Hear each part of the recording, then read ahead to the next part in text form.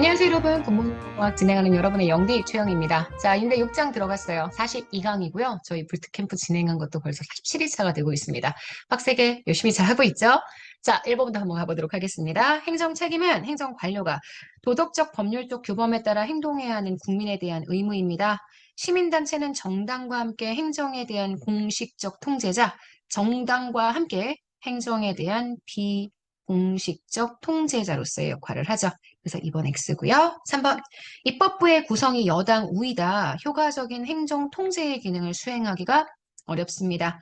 행정이 전문성과 복잡성을 띠게 된 현대 행정국가는 내부 통제가 외부 통제보다 더욱더 강조되고 있죠. X입니다. 프리드리히는 내재적 통제보다 객관적 외재적 책임을 강조했다라고 했는데 프리드리히는 내재적 통제를 강조했던 학자입니다.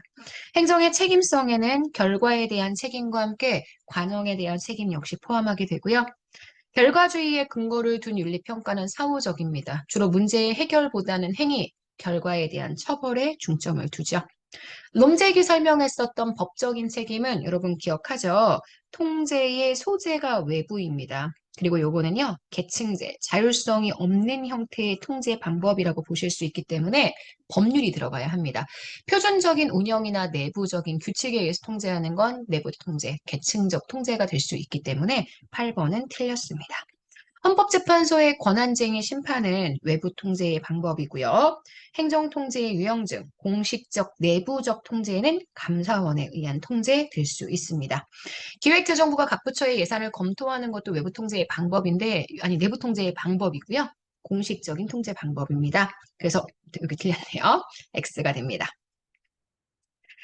자, 국회는 국민의 대표기관으로도 민주주의 원칙에 합당하게 행정이 이루어지고 있는지를 감시하고 통제하는 권한을 가지게 됩니다. 교차기능조직은 제가 기획재정부나 혹은 행정안전부나 인사혁신처 같은 그런 기구들을 얘기했었죠. 여러 가지 기능들을 같이 갖고 있는 막료적인 성격의 조직들이라고 얘기를 했고요. 행정체제 전반의 관리작용을 분담해서 수행하는 참모적 조직 단위입니다. 맞아요. 내부 통제를 받습니다. 내부 통제를 실제 해주기도 하고 통제를 받기도 합니다. 그래서 여기 틀렸고요. 사법통제는 행정이 이미 이루어진 이후에 나타나게 되는 소극적 사후조치라는 한계를 가집니다. 14번 맞고요. 15번 공무원으로서의 직업 윤리는 행정 통제 중에 내부 통제의 방식입니다. 내부의 자율적 통제겠죠. 중앙부처의 예산 편성과 집행에 대한 기획재정부 관리 활동은 내부 통제고요.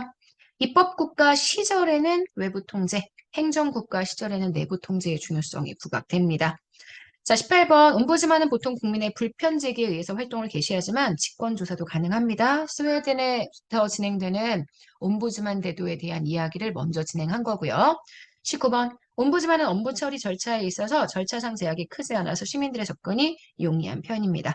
우리나라의 국민권익위원회는 우리나라의 옴부즈만입니다. 헌법상 독립성이 나타나지 않죠. 왜? 법률상 그러한 조직이기 때문에. 게다가 대통령 소속이 아니라 국무총리 소속이어서요. 20번은 틀린 선지가 됩니다. 21번 옴부즈만 대조는 정부의 행정활동의 비약적 증대에 따른 시민 권리 침해 가능성에 대해 충분한 구제 제도를 두기 위해서 핀란드가 아니라 스웨덴에서 최초 도입되었습니다.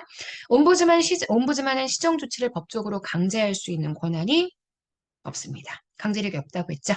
자, 옴부즈만 제도를 의회형과 행정부형으로 구분할 때 국민권익위원회의 고충민원 처리 제도는 전자에 속한다라고 얘기를 했는데요. 우리나라는 후자, 행정부형에 속합니다. 민원 행정은 행정 구제를 위한 수단이 될 수 있습니다. 자, 행정기관의 장은 개인의 사생활에 대한 사항이다. 그 민원을 처리하지 않을 수 있죠. 행정에 참여하는 시민들의 전문성 거래로 인한 의사결정의 지연, 부실, 행정 참여가 발생시킬 수 있는 역기능입니다.